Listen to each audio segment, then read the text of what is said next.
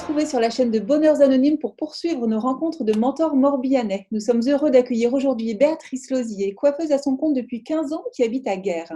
Réussir sa vie pour elle, c'est faire ce que l'on aime, choisir ce que l'on veut faire pour ne jamais s'en lasser. Bonjour Béatrice, bienvenue à toi. Bonjour Sandrine.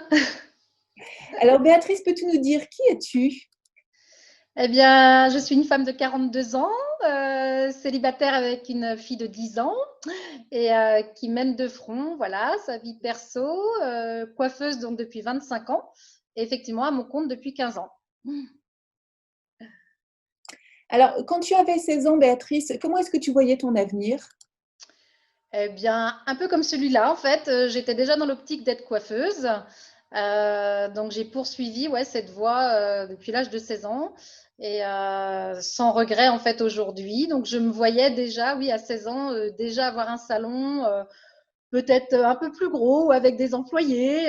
Enfin, je voyais déjà je me voyais déjà installée, en fait, à 16 ans, déjà indépendante.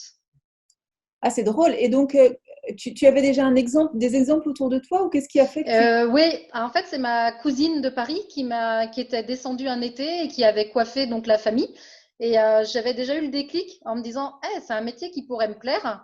Et puis en fait, déjà à l'époque, en troisième, on faisait des stages découvertes. Et donc, c'est ce qui avait confirmé en faisant ce fameux stage où je me suis dit, ouais, ça, c'est un métier qui pourrait me plaire. Et donc, ça a été confirmation, je dirais, avec ma cousine, l'exemple de ma cousine. Et je me suis vue dans ce qu'elle faisait. Je me dis, ouais, ça, c'est un métier qui pourrait me convenir. Et je me suis accrochée en fait à ça. qui s'est révélé être ta passion, en fait? Ben oui, puis c'est vrai que quand tu as 16 ans, tu sais pas forcément ce que tu veux faire, ce qui peut te plaire en fait, parce que t'as 16 ans, tu penses pas forcément à 20 ans ou 25 ans, tu te projettes pas forcément. Et c'est vrai qu'à 16 ans, tu pars peut-être un peu dans tous les sens. Et moi, à 16 ans, je faisais des petits boulots à droite à gauche. Et c'est vrai que je me suis rendu compte que le contact me plaisait beaucoup. Et je me suis dit, bah ouais, je me vois pas en fait derrière un bureau. Et ça a commencé en fait à mûrir comme ça. Et en fait, ça s'est confirmé, ça s'est confirmé petit à petit en me disant, mais ouais, le fait d'être avec des gens et de côtoyer des gens comme ça, différents, ça, c'est quelque chose qui m'a vraiment motivée. Ouais, c'est une richesse, hein. Ouais. Dis-nous, Béatrice, qu'est-ce que tu aimes dans la vie? Qu'est-ce qui te rend heureuse? Et bah, de faire plaisir aux gens. C'est bête à dire, mais je m'aperçois qu'en fait, c'est mon truc de, quand je vois les gens sourire, bah, moi, j'ai la patate. Donc, c'est ça, en fait, c'est de rendre les gens heureux, bah, par le biais de la coiffure, bah, on s'aperçoit qu'une, voilà, une simple coupe de cheveux, bah, peut redonner le sourire à quelqu'un. Et quand ils partent de chez moi et que je vois que, voilà, ils sont super contents, qu'ils me disent, ah, ça m'a fait du bien de venir te voir. Eh bah, ça y est, je trouve ça a égayé ma journée, quoi. Et tu dois avoir un sentiment d'utilité, d'être là pour Oui, les gens. ouais, c'est ça. Est-ce qu'il a existé un obstacle ou une épreuve en particulier qui a pu t'aider malgré tout à avancer dans la vie? Question difficile. Euh, je dirais le décès de mon papa quand j'avais donc 17 ans. Euh, Quand tu touches la mort comme ça de près, eh ben, ça te forge un sacré caractère. Et je trouve que tu vois la vie différemment quand tu es ado. Et je pense que c'est ça qui m'a un peu poussée à me dire, eh ben voilà, faut pas décevoir mon père. Enfin voilà, il m'a connu un petit peu 6 mois dans la coiffure et je me dis, bah, je veux pas décevoir mon père. Et je pense que quand tu as des épreuves comme ça te fait grandir d'un coup. Et je trouve que j'ai fait un bond, en fait, de 17 ans je suis vite rentrée dans l'âge adulte, on va dire. Et je pense que c'était une épreuve, qui a fait que j'ai pu avancer et d'avoir ce caractère qui m'a révélé, en fait, après ça. Et qui m'a fait un tempérament en me disant, bah, allez, faut rien lâcher, faut aller de l'avant, quoi. Et pour toi, alors Béatrice, c'est quoi réussir? Qu'est-ce qu'il faut faire pour réussir sa vie? Bah, comme je le disais, faire ce que l'on aime. Enfin, pour moi, c'est déjà un grand pas de se lever le matin et de se dire bah je vais au boulot. C'est même pas aller au boulot parce que c'est vraiment un plaisir. Donc, je trouve que c'est ça. Réussir sa vie, c'est de trouver sa place. Bah, voilà, faire vraiment ce que l'on aime. Mais pour moi, déjà, c'est ça, c'est réussir, d'avoir trouvé sa place. Est-ce qu'on peut dire du coup que tu as le sentiment d'avoir réussi ta vie, enfin de réussir ta vie? Pour l'instant, ouais, à 42 ans, je me dis que j'ai pas mal progressé. Donc, ouais, pour l'instant, et tu vois, c'est marrant parce que là, j'arrive à un âge où je me dis, je pense que je peux faire mieux ou autre chose. Et grâce à ton super petit bouquin, que je suis super fière d'avoir eu, parce que tu vois, je prépare un bilan, enfin, je fais un bilan de compétences et je me dis que là, tu vois, je me pose des questions en me disant, ouais, j'ai réussi ma partie pro. Je me dis là, ça fait 15 ans de patronat, 25 ans de coiffure. Et c'est marrant, il y a là, depuis quelques mois, enfin plusieurs mois, il y a quelque chose qui me pousse à faire autre chose. Alors, je ne sais pas quoi encore. Donc, c'est pour ça que ton petit journal va beaucoup m'aider. Et voilà, je me dis qu'il y a quelque chose qui m'attend, je pense, dans quelques temps. Quoi, je ne sais pas. Mais j'ai envie d'avoir des nouveaux projets. Ça va être une belle aventure. J'espère, ouais, j'espère. Et ça, c'est ce qui booste aussi, je pense. Quand tu arrives au bout de quelque chose, je me dis c'est ce qui peut booster. Ouais, je me dis que ça va booster quelque chose. Ouais, je me dis que tu as 42 ans, il te reste encore pas mal d'années, enfin, j'espère. Et voilà, on a tous des périodes, je pense, où on a envie de. Enfin, voilà, j'ai envie de toucher autre chose. Donc je me cherche encore à nouveau. Béatrice, peut-être as-tu une qualité que tu as pu développer durant toutes ces années qui t'a aidé à cultiver ton bonheur? Euh, Bonne question. Une qualité, je dirais l'ambition, le courage et mon humour, en fait, d'avoir pris des fois des choses à la dérision. L'humour, des fois, fait justement le fait de quand quand as beaucoup de soucis, là, quand tu veux foncer et tenir dans le temps, je me dis des fois, l'humour, ça fait partie aussi de ma personnalité. Je pense que des fois, quand on montre pas forcément que voilà.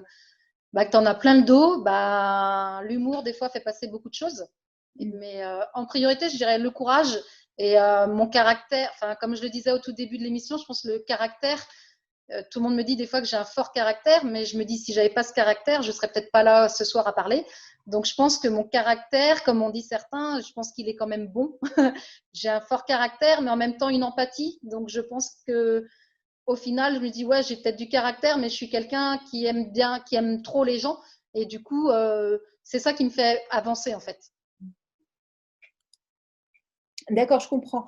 Et est-ce qu'il y a un outil que tu aimerais nous partager qui a pu t'aider dans la vie? Un outil, un sport, une méthode, quelque chose?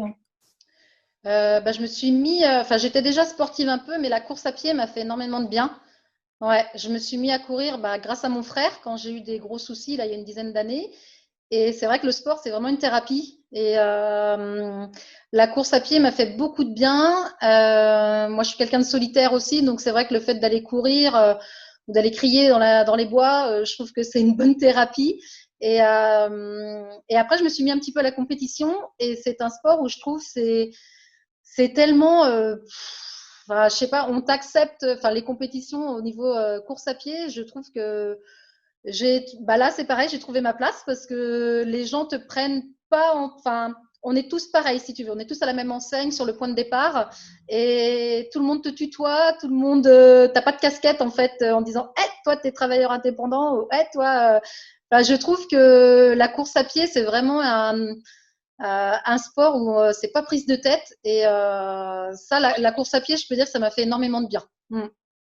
Après, j'ai pas forcément d'outils. Euh, ouais, je sais que le sport, ça me fait beaucoup de bien. C'est intéressant parce que c'est un sport qui peut être individuel, mais qui collectivement apporte quand même de la Ouais, bienveillance et une égalité de traitement, en c'est fait. ça. Ouais, c'est exactement ça ce que j'ai retrouvé. Alors, tu nous parles des bois, de la course, etc. Est-ce qu'il y a autre chose qui t'inspire dans la vie, des personnes qui t'inspirent, des citations? Qu'on peut compter que sur soi-même. Non, j'ai pas de, bah oui, j'ai pas de citation à te donner. Enfin, je dirais que j'aime bien un petit peu tout ce qui tourne autour du feng shui, tout ce qui tourne autour du bien-être. J'ai pas de personne en particulier, tu vois, parce que je suis très curieuse de beaucoup de choses. Enfin voilà, j'écoute ou je lis des bouquins, enfin, mais pas, je dirais que c'est quand même évasif. J'ai pas une personne ou un personnage en particulier ou des dictons. J'aime bien piocher un peu partout. Et c'est ça qui, des fois, me dit, ah tiens, c'est pas mal ça. Mais je retiens pas forcément. Tu vois, j'ai tellement de, voilà, il y a tellement de choses. Je m'achète des revues, tu vois, sur par exemple l'Ikigai, que j'ai vu aussi dans ton journal. Je dis, tiens, ça me parle. J'achète des revues, par exemple, tu vois, pour ne pas stresser, tu vois, le Feng Shui. Là, je suis avec François Chevalier en ce moment. Enfin, j'écoute ses conférences, tu vois, sur le net, que j'ai découvert par hasard. Et qui donne des astuces, tu vois, pour être mieux dans la maison, mieux dans ton travail. Je pioche, en fait, je dirais, un peu partout. Et en fait, ça me convient. Merci pour ces astuces et ces conseils, c'est parfait. Alors, à présent, quel conseil donnerais-tu justement à quelqu'un qui souhaite avoir autant de persévérance que toi dans une thématique qui lui plaît? Quel conseil tu pourrais lui donner pour qu'il puisse aller au bout de sa passion comme toi tu l'as fait? Bah, qu'il faut pas baisser les bras et déjà ça c'est important qu'il faut que la personne si vraiment elle a envie de faire d'aller jusqu'au bout de sa passion, enfin de ce qu'elle veut faire, il faut pas il faut des fois avoir des œillères parce que je trouve qu'on a beaucoup de gens négatifs enfin, qui vont forcément nous dire ah non non c'est pas pour toi ça va pas là enfin moi j'ai rencontré enfin je peux dire que j'ai pas été entourée de beaucoup de gens positifs et d'où avoir quand même un tempérament à se dire si moi je veux faire ça et ben je vais y arriver enfin il faut se trouver les moyens quoi par contre voilà faut être autonome dans son projet bien s'entourer de bonnes personnes et, euh, et toujours avoir vraiment le projet en tête là, de se dire eh ben, je veux faire ça et je m'en donne les moyens. Et c'est vrai que c'est pas forcément évident, mais je pense qu'il ne faut pas quitter son objectif. Quoi. Être focus, quitte à être têtu. Exactement. Ouais. Dis-nous, Béatrice, est-ce qu'il y a une habitude quotidienne qui te personnalise, toi? Soit le matin, tous les matins ou enfin le soir, ou je vois souvent les fins de semaine, ou quand je suis un peu cool, on va dire, j'adore dire à ma fille, elle est pas belle la vie. Et en fait, on cogite. Enfin, souvent, je me dis quand je me lève le matin, allez, je vais dire, elle est belle la vie. Et en fait, ça me donne le sourire parce que le matin, il faut que j'ai la pêche. Donc, j'essaie de trouver un petit truc et ça fait maintenant plusieurs temps que c'est rigolo parce que ma fille de 10 ans, maintenant, elle me le sort. Elle me dit, maman, elle est pas belle la vie. Et je me dis, ouais, on a quand même de la chance. Et tu vois, malgré, voilà, je me dis, on roule pas sur l'or, mais je me dis, on a la santé, on a un toit. Et je me réconforte comme ça. Et du coup, ça me donne aussi la patate en me disant, bah ouais, elle est pas belle la vie. Et voilà. C'est beau, merci, c'est beau comme conseil. Dis-nous, Béatrice, quelle est la plus belle chose que tu aies pu faire ou découvrir ou partager dans ta vie? C'est une sacrée question. Qu'est-ce que j'ai pu je dirais la création de mon salon, qui a été vraiment au niveau professionnel, qui a été vraiment un booster. Où là, c'était vraiment l'excitation, je dirais, de me dire, ça y est, vraiment un départ voilà, l'indépendance et de me montrer aussi de ce quoi j'étais capable. Donc, je pense que ça a été le plus gros challenge d'ouvrir mon salon. Et puis, je dirais en vie perso, ma fille, quoi. Mais voilà, ça a été vraiment les deux plus belles choses, je pense, pour l'instant, voilà, ce qui est arrivé. Magnifique. Dis-nous, après avoir eu 16 ans, quel conseil donnerais-tu à un jeune de cet âge-là? Pour rentrer dans un métier, pour le métier de la. Ou pour vivre sa vie en règle générale, est-ce que tu aurais un conseil Euh, je dirais d'écouter des fois les anciens, ça donne de bons conseils. C'est ce que souvent, quand on est ado, quand on a 16 ans, on croit tout savoir. Et moi, j'ai beaucoup écouté des gens qui avaient de l'expérience. Donc, je dirais prendre un peu de recul sur des gens un peu plus âgés, des fois, ça fait pas de mal. Et d'avoir de la. Ouais, après, c'est une volonté de réussir. C'est vrai qu'avoir 16 ans aujourd'hui, je me dis, c'est pas simple. Ils sont loin mes 16 ans, donc je sais plus comment j'étais à 16 ans. Ouais, je dirais avoir voilà, écouter des fois, ouais, les personnes un peu plus âgées, plus mûres, et malgré qu'à 16 ans, des fois, on veut pas trop écouter. Je dirais, voilà, avoir une ouverture d'esprit, quoi. Hmm. Oui, peut-être déjà se trouver des mentors, choisir les personnes Ouais, pour écouter en fait. et c'est ça. Dis-nous, Béatrice, quand tu as le moral qui vacille, qu'est-ce que tu fais? Je vais courir. Alors là, c'est compliqué parce que je peux être vraiment partie, je peux être vraiment avoir vraiment la patate. Et puis quand je descends et je descends des fois bas. Donc je m'isole, ce qui est pas forcément très bon. Mais j'ai un métier où je côtoie énormément de monde et des fois on me dit, ouais, des fois le week-end ou quand je suis en vacances, je suis hyper sauvage. Enfin, j'aime bien être seule parce que justement je rencontre beaucoup de monde et quand le moral est au plus bas, bah, c'est vrai que je m'auto-analyse beaucoup. J'ai de la chance, je me dis, ouais, de me dire que j'ai de la chance de pouvoir m'auto-analyser. Donc, c'est peut-être un peu prétentieux.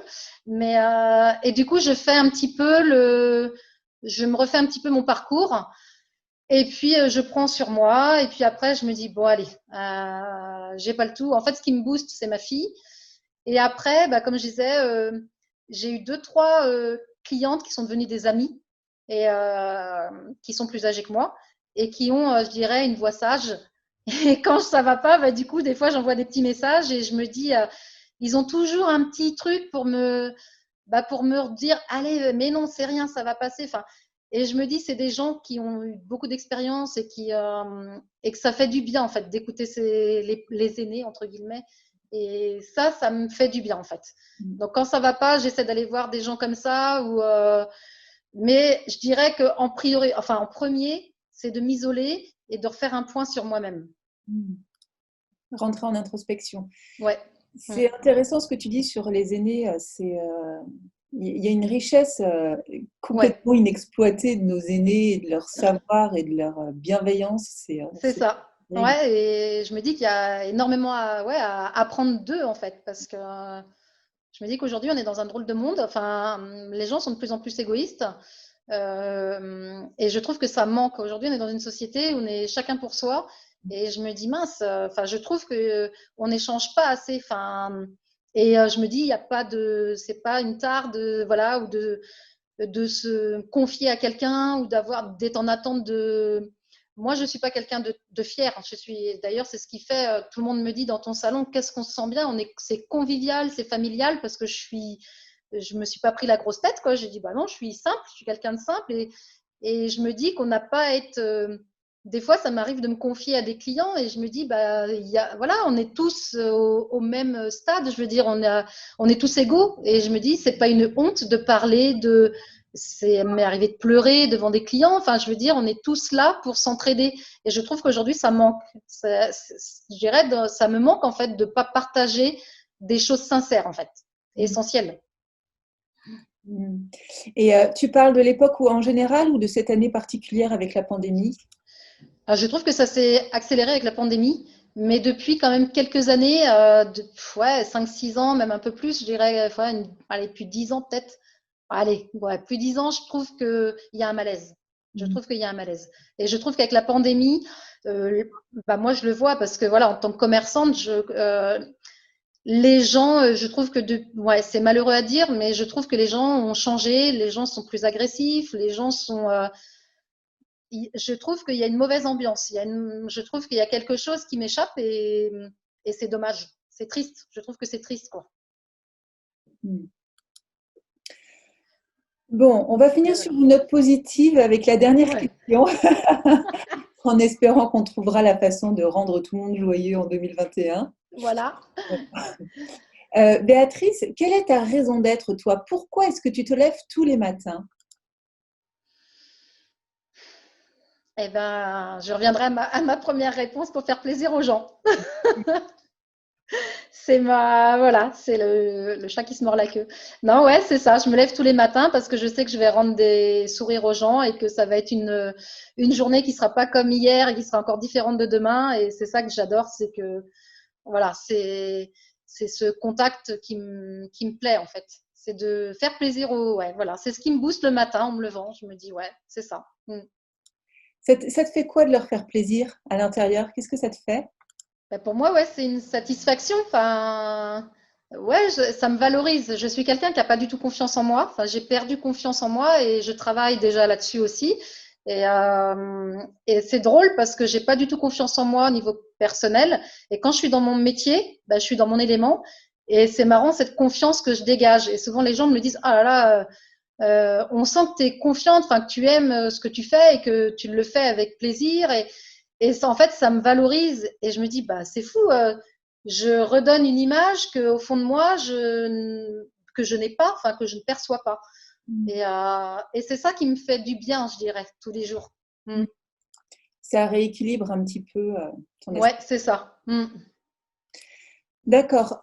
Béatrice, ça y est, c'est déjà la fin. Est-ce que tu as un dernier mot pour compléter cet échange?